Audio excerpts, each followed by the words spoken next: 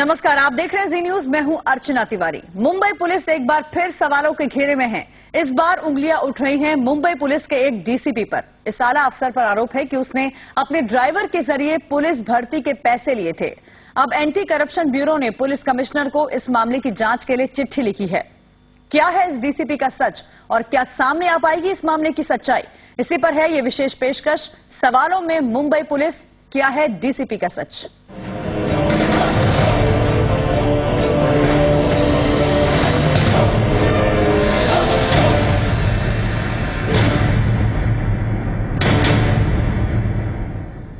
तो anti corruption bureau ने Mumbai police commissioner को एक डीसीपी के खिलाफ भ्रष्टाचार के मामले की जांच कराने के लिए चिट्ठी लिखी है। ये वाकया 2008 का है, जब इस डीसीपी के ड्राइवर की हत्या हुई थी। आरोप है कि अजीत पाटिल नाम के इस डीसीपी ने अपने ड्राइवर के जरिए पुलिस भर्ती के लिए पैसे लिए थे, लेकिन जब नौकरी नहीं लगी तो ड्राइवर के चचेरे भाई ने ही उसकी हत्या कर दी। एक सामाजिक कार्यकर्ता ने इसकी शिकायत एंटी करप्शन ब्यूरो से की है।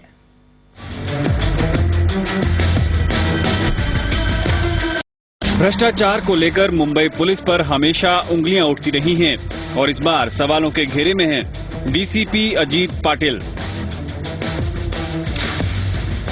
पाटिल पर आरोप है कि उन्होंने 2007 में एसआरपीएफ के कमांडेंट रहते हुए पुलिस में भर्ती के लिए अपने ड्राइवर अजीत पाटिल के मार्फत रिश्वत ली, लेकिन जब नौकरी नहीं लगी तो रिश्वत देने वालों में से एक नाराज शख्स ने डीसीपी के ड्राइवर गुलाब पाटिल और उसकी पत्नी की 2008 में हत्या कर दी। हत्या का आरोपी इस ड्राइवर का चचेरा भाई था। एक सामाजिक कार्यकर्ता ने इस वाकये की शिकायत जब एंटी करप्शन ब्यूरो से की तो उसने जांच कराने की चिट्ठी मार्च 2010 को Mumbai police commissioner D Sivanandan को लिखी।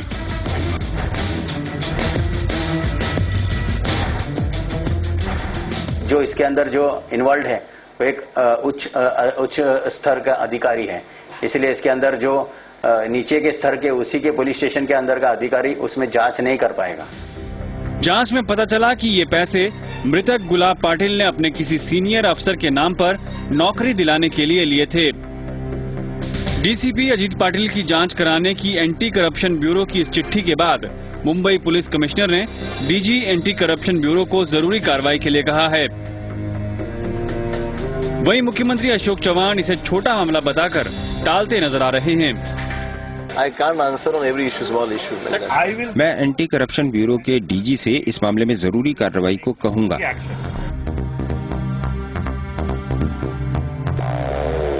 कमिश्नर साहब भले ही जांच का भरोसा दिला रहे हों, लेकिन ये देखना दिलचस्प होगा कि क्या एक डीसीपी का सच वाकई सामने आ पाता है। संजय प्रसाद, जी न्यूज, मुंबई। और इस मामले को सामाजिक कार्यकर्ता मोहन कृष्ण ने जोर शोर से उठाया है। मोहन ने ही सबसे पहले इसकी शिकायत एंटी करप्शन ब्यूरो से की थी और इस वक्त खुद मोहन कृष्ण हमारे साथ मौजूद हैं। मोहन, स्वागत है जी न्यूज में आपका। सबसे पहला सवाल आपसे यही कि किस तरह आपने इस मामले की तह तक आप पहुंचे, इस मामले का खुलासा आपके पास कैसे हुआ? ऐसा है कि ये इसमें जो इन्वॉल्व जो आदमी है, जिसका जो डिजीज्ड है, उसका जो मर्डर किया था, वो आदमी एक अंडर ट्रायल प्रिजनर है। उसको अभी तक बेल हुआ नहीं है, वो थाना जेल में है। और इसके बारे में अंडर ट्रायल प्रिजनर से मेरा एक मुलाकात एक विसिल ब्लोअर एरिया का उसने करवाया था और अंडर ट्रायल प्रिजनर से मुझे चार्जशीट की कॉपी मिला और उनसे रूबरू बातचीत होने के बाद उन्होंने ये पूरा चीज़ मुझे खुलासा किया कि इसके अंदर जो उस टाइम में जो एसआरपी का कमांडेंट जो था अजीत पाटिल, जो अभी हमारे जोन 12 के डीसीपी है, वो ये जो ड्राइवर था उसका बॉस था। और ये जो पूरा अमाउंट जो 3.5 लाख का जो पुलिस भर्ती के लिए लिया गया है, वो जो डिजीज ड्राइवर ने डीसीपी को दिया था और उनके ऊपर निर्भर होके उन्होंने पूरा ट्रांजैक्शन में इन्वॉल्वमेंट उनका था। और ये पूरा जो पुलिस भर्ती का जो हुआ था 2007 का था ये, और उसमें कोई पुलिस भर्ती में ये जो विलेजर्स का नाम नहीं आने के वजह से वो विलेजर्स लोग ने पूरा एकजुट होके उन्होंने जो मध्यस्थी था, जो देवीदास करके जो रिलेटिव था ड्राइवर का, उनके पर प्रेशर डालने चालू किया। और उसके बाद फिर ये उनके बीच में बहुत आर्ग्यूमेंट होता था। एसआरपी कैंप में आके ये पैसे का डिमांड करता था, क्योंकि जो काम पैसा जो लिया गया था उसका काम नहीं हो रहा था, और उसकी वजह से वो विलेजर्स का प्रेशर आ रहा था। और ये देवीदास फिर आके मुंबई में बार बार आके पैसे का डिमांड करता था।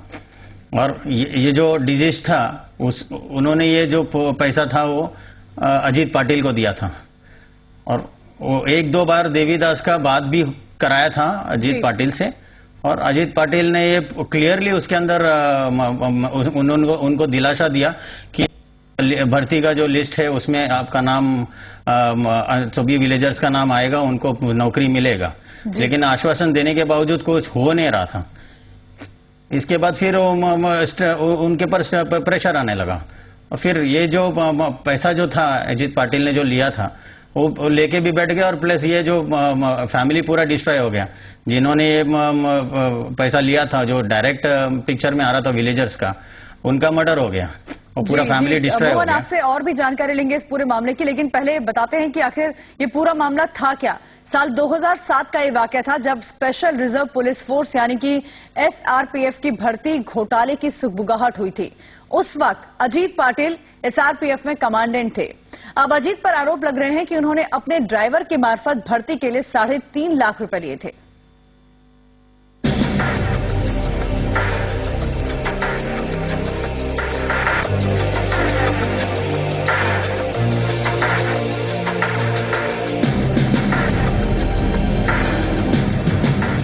ये तस्वीरें 23 सितंबर 2008 की हैं। उस दिन पूरी मुंबई डबल मर्डर से सहमी हुई थी।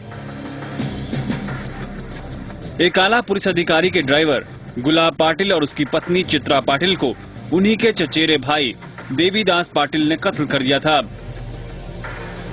उस वक्त ये बताया गया कि पूरा मामला दो चचेरे भाइयों के बीच 15,000 के लेन देन का है,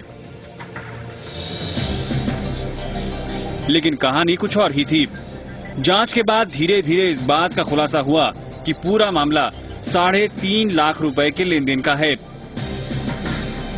देवीदास ने आरोप लगाया कि गुलाब पाटिल ने 2007 में भर्ती के नाम पर उससे 3.5 लाख रुपए की रकम ली थी, जिसे उसने अपने एक अधिकारी को दिया था। अब आरोप लग रहे हैं कि वो अधिकारी अजीत पाटिल हैं। अजीत अब मुंबई के डीसीपी बन चुके हैं।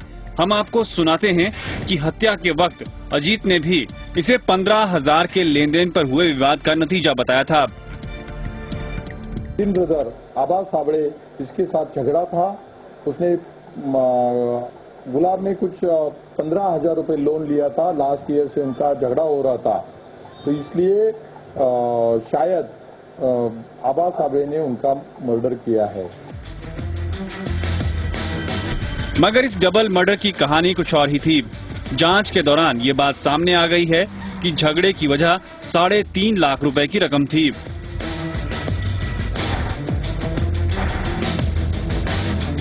देवीदास ने तो यहां तक आरोप लगाया है कि बातचीत के दौरान गुलाब पाटिल अक्सर कहता था कि उसने ये रकम अपने एक अधिकारी को दी है, जिसे वो नहीं लौटा रहा।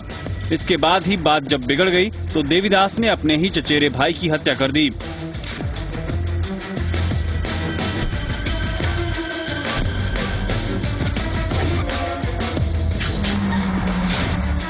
अब इस मामले में डीसीपी अजीत पाटिल पर उंगलियां उठ रही हैं।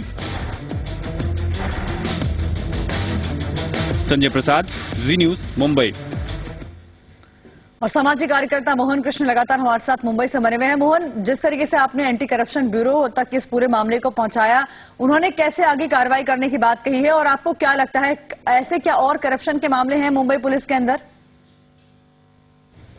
देखिए, ये पर्टिकुलर इंसिडेंट के अंदर एंटी करप्शन ब्यूरो को उन्होंने तुरंत इसके अंदर कार्रवाई किया, और कमिश्नर ऑफ पुलिस मुंबई को उन्होंने एक एंटायर मैटर को फॉरवर्ड किया है।